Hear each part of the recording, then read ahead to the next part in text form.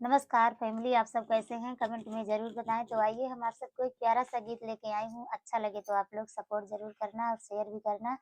अगर हमारे चैनल में आप लोग नए लोग हैं तो हमें सब्सक्राइब ज़रूर करना।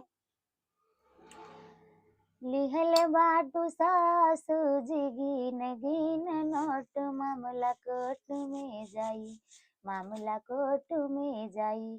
बात बुझ जानी छोटे मामला कोर्ट में जाई, बात बुझ जानी छोटे मामला कोर्ट में जाई।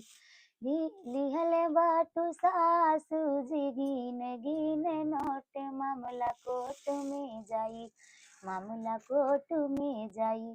बात बुझा जानी छोटे मामला कोर्ट में जाई, बातें बुझा जानी छोटे मामला कोर्ट में जाई।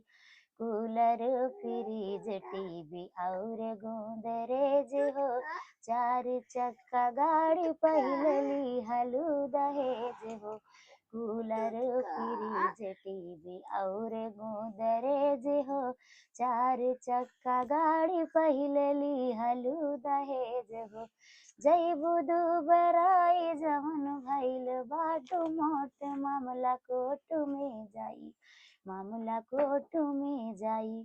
बात बुझा जाने छोटे मामला कोर्ट में जाई, बात बुझा जाने छोटे मामला कोर्ट में जाई।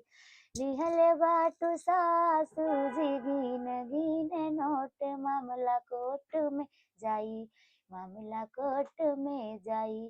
बातें बुझा जाने छोटे मामला कोर्ट में जाई।